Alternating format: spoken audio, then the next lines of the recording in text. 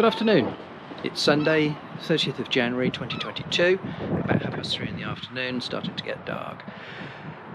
I just thought I'd take this opportunity to introduce the video that you're watching now and that I have been putting together during the course of today. It's historical, so it's footage that I took in 2014-15 at the time when we bought Josephine, and that's what the episode is about, finding and buying Josephine. The first half of the video, however, is about a trip that I did on Irene, a 100-foot sailing ketch, a 3-week charter that I did, and I think in 2014, sailing around the Irish Sea. Unfortunately, Randy couldn't come on that. It was a fact-finding mission to find out broadly what we were getting ourselves into. We had the notion that we wanted to buy an old working boat, but we had really very little or no experience. So the video is very important from that point of view, and that's why I've included it, because it was the inspiration to buying Josephine, and it will give you an idea of what sort of life and what sort of boating that we really wanted to get into.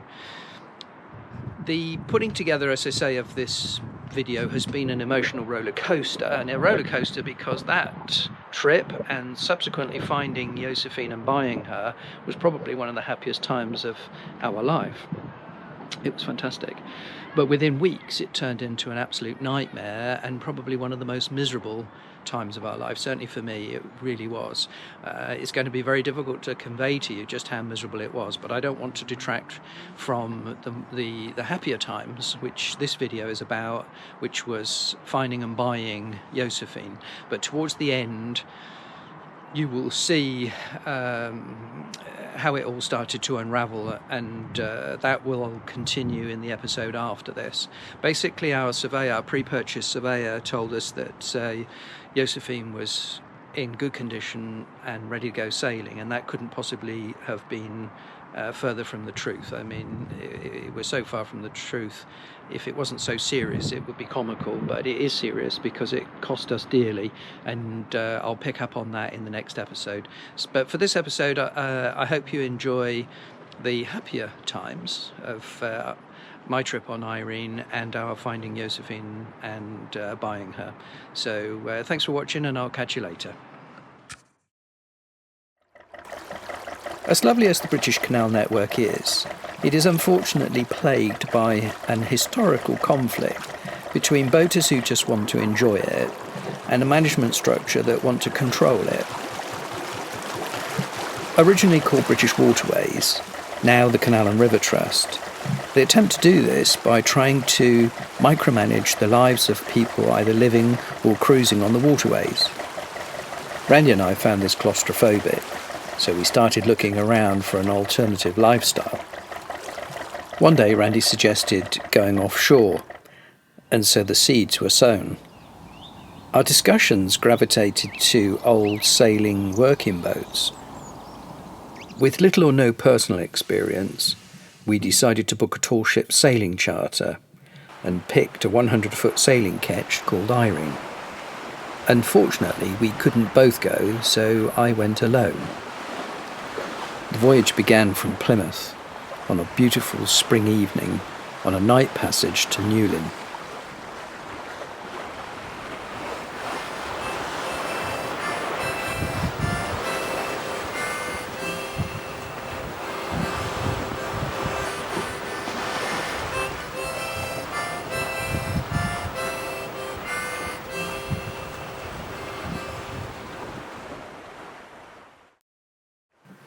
It was magical waking up the following morning, coming up onto deck and finding ourselves so closely hugging the lovely English south coast. It's quite scrambled down, and as you're going down, there's people skipping off. When you get on there,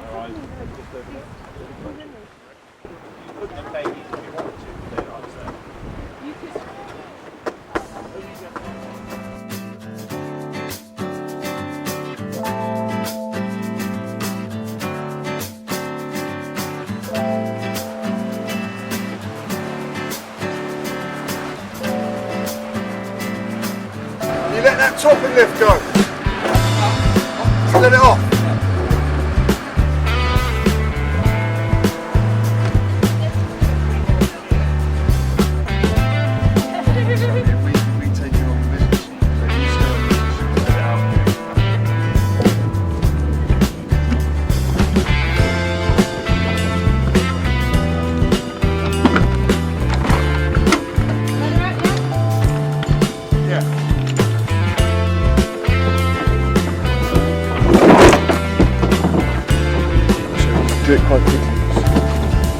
so it's going to go out long way.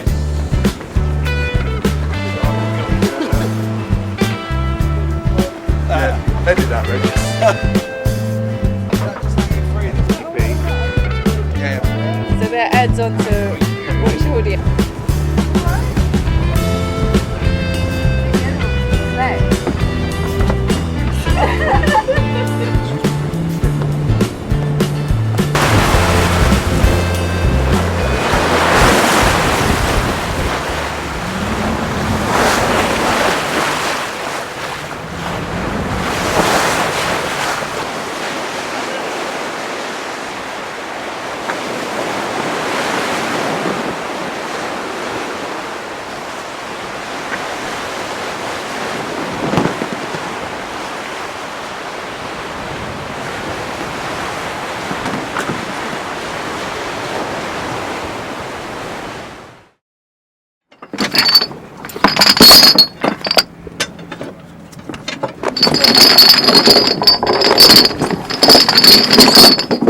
Ready?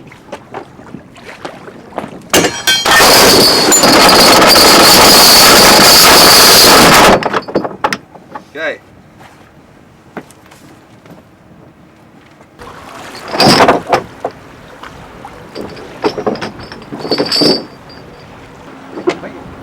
The Isles of Scilly were a revelation.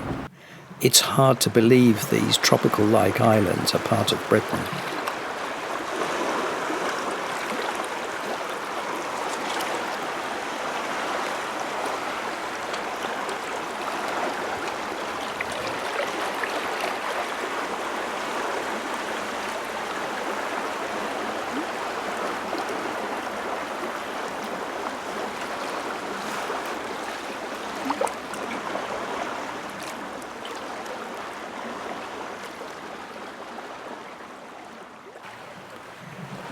From the Isles of Scilly, we set sail for Drogheda on the east coast of Ireland, where we were to take part in a music festival.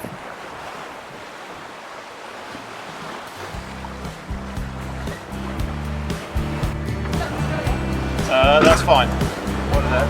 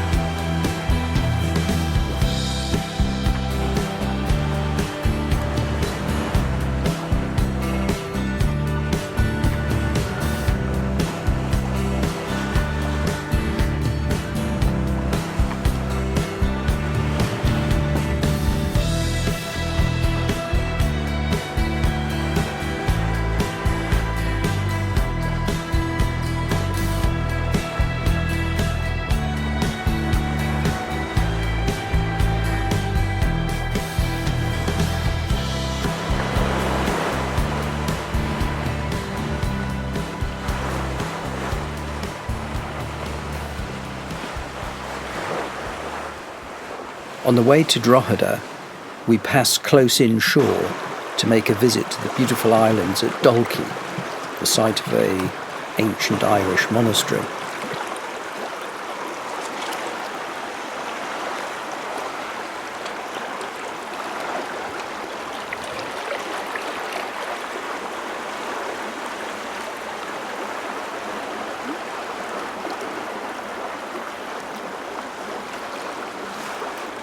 Leaving Dalkey, a squall suddenly whipped up, and Irene took to her heels, bringing back lovely memories of my days racing dinghies.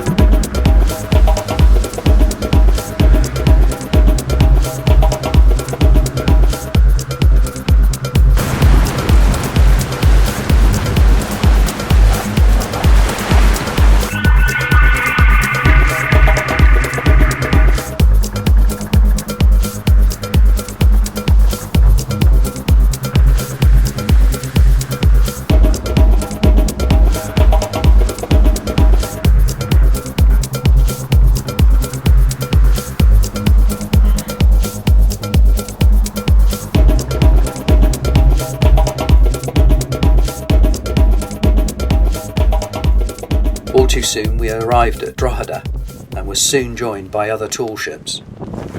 Time to raise our courtesy flags.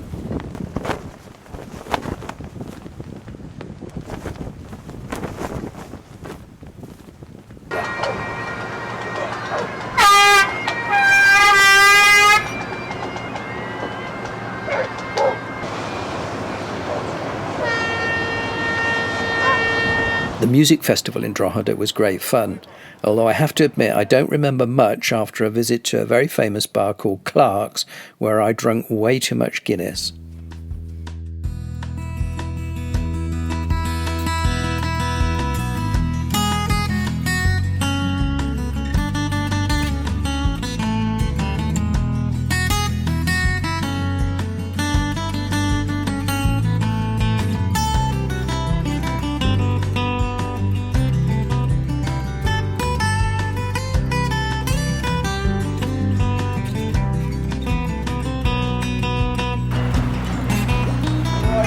How much clear we got? You're right, we did it.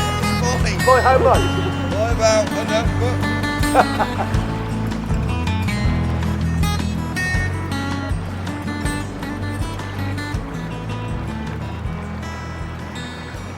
Can we get you to close up to the Irene, over?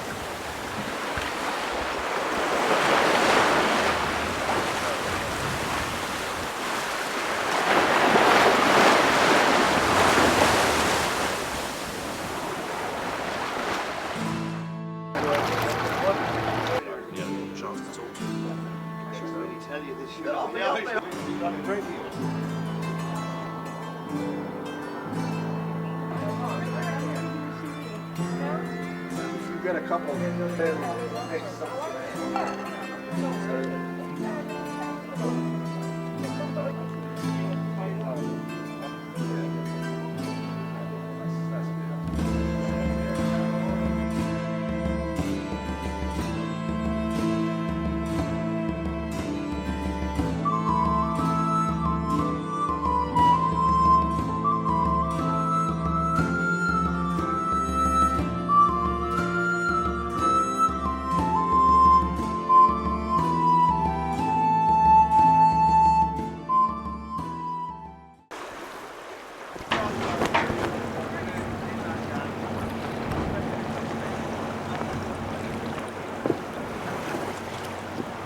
Push her through, right?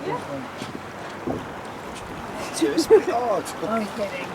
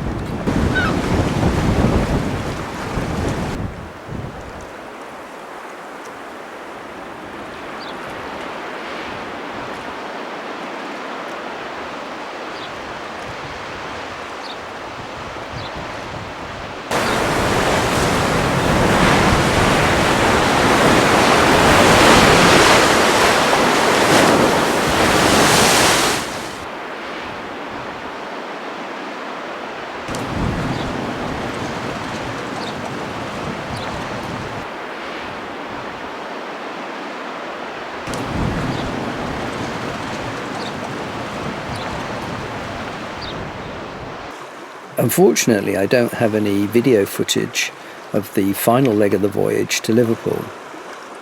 Shortly after leaving the Isle of Man, we sailed smack into the middle of a force 9 plus gale, and along with the rest of the crew, I became quite preoccupied. First we lost the mainsail, and shortly after, the foresail.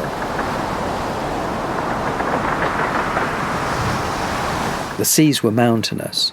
It was a night passage, and it was sheeting with rain, so I'm not sure even if I'd thought about it, I would have been able to have captured much on video. It was the perfect way to finish this trip, because it gave me the opportunity to experience the good, the bad and the ugly of life at sea.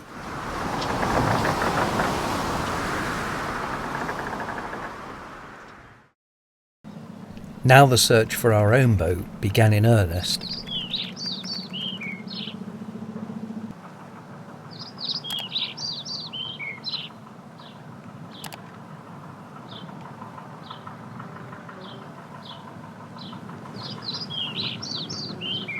Eventually, we came across Josephine. She was then moored in Plymouth.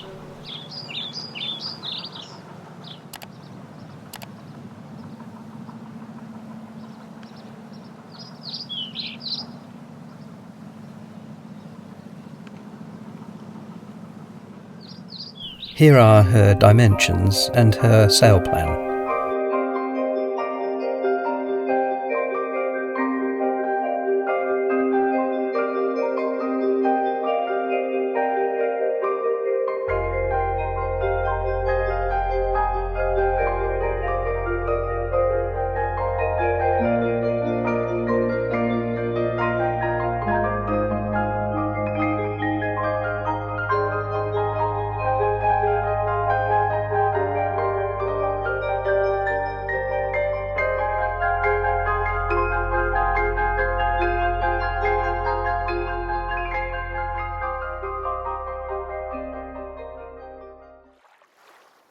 As the saying goes, beauty is in the eye of the beholder.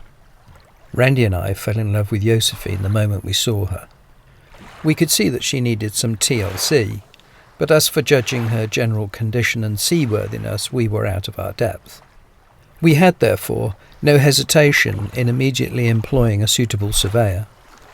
We could do no more than completely trusting our surveyor and trying to ask the right questions. The surveyor we employed said he was experienced with wooden boats and that it would take him 2 days to do a proper survey at a cost of £1,500, so we went ahead. We were both surprised and delighted when our surveyor came to us at the end of the first day and told us that he wasn't going to need the second day because he'd found Josephine to be in such overall good condition.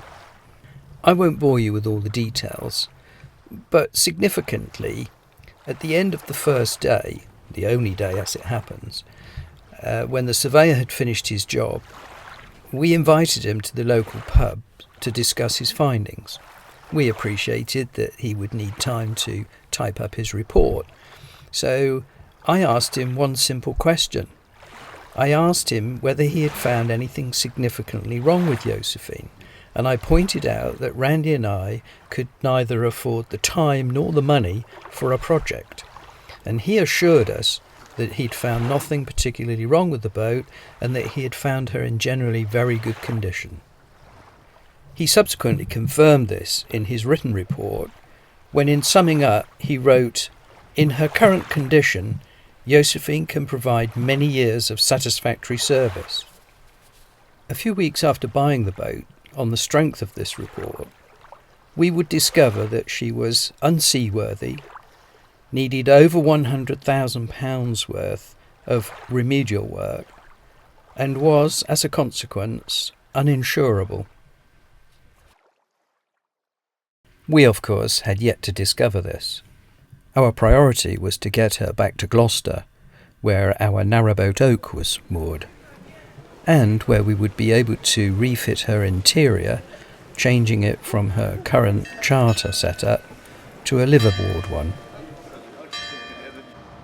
Coincidentally, Gloucester is also home to Tommy Nielsen's & Co. shipyard, world-renowned specialists in wooden boats. We had no idea how much we were going to need to rely on them in the future. And of course we would have been horrified had we known that Josephine would not put to sea again for at least another 7 years. Back in Plymouth, however, and with all these horrors yet to be discovered, I met up with professional skipper John Hart, who we had employed to help us get Josephine back to Gloucester, and while I waited for a suitable weather window, amused myself with all the comings and goings at the busy Plymouth harbour.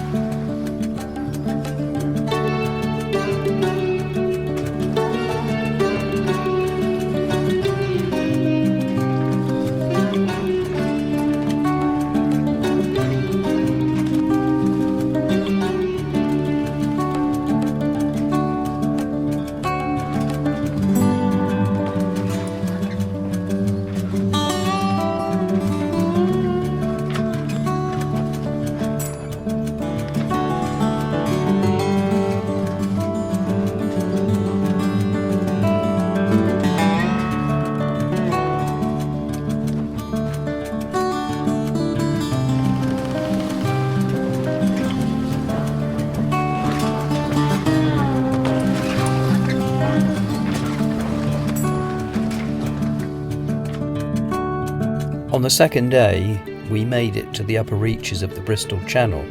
It was late at night, pitch black, raining heavily and with a strong easterly wind.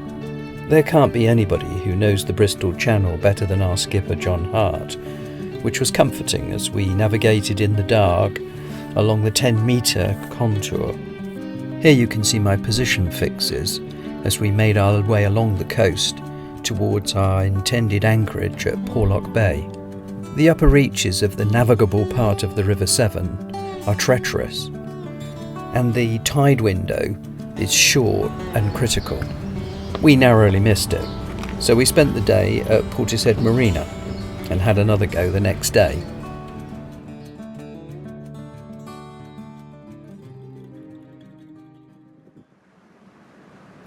Between Avonmouth and Sharpness, which is the limit of the navigable part of the River Severn, the river is very wide, and at high tide one has to remind oneself that the navigable part of the river is actually very narrow.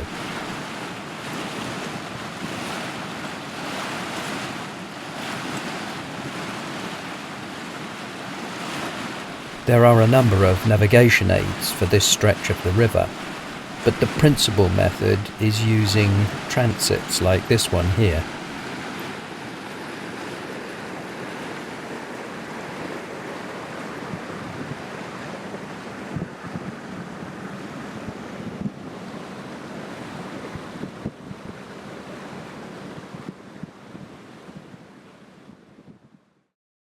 Before we left Plymouth, and whilst I was checking the boat over prior to her trip to Gloucester, I discovered that the main bearings in the power takeoff drive that operated an auxiliary battery charger and the engine room bilge pump had completely disappeared, completely worn away, and the main shaft was actually rattling around in the outer casing of what was left of the bearings. A problem, by the way, that the Surveyor had completely missed. Anyway, we had a local boatyard replace the bearings. And while they were doing that, one of their shipwrights expressed some concern about the appearance of our main mast and suggested that as soon as we got back to Gloucester, we had it looked at. And so, of course, we did. We called in Tommy Nilsson and asked him to have a look. It took him all of about 5 minutes to climb the mast, and prodding it with his knife, which disappeared up to the hilt, he quickly condemned it. That was the beginning of the end. The fun was over.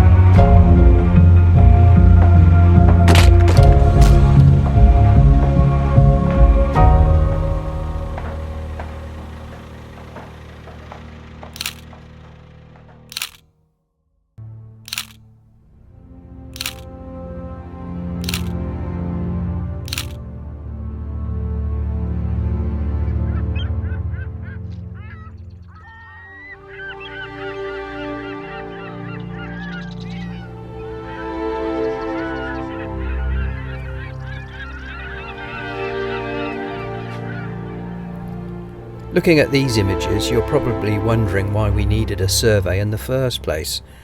The damage is so obvious.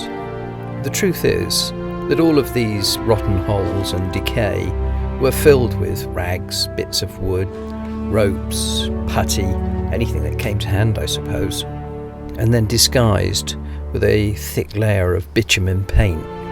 Any fool, of course, can see the damage once it's exposed. But a good surveyor doesn't need it to be exposed. A good surveyor can see through the thin disguise. That's why you employ one in the first place. That's why we employed one. Our surveyor missed all of this.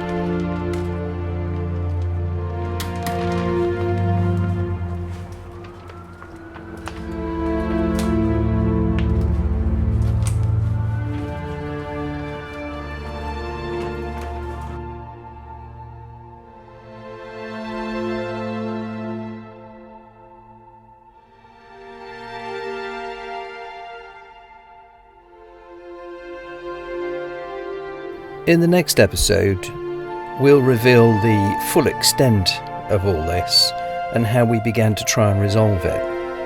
And also our surveyor's response when it was all brought to his attention. You'll be amazed.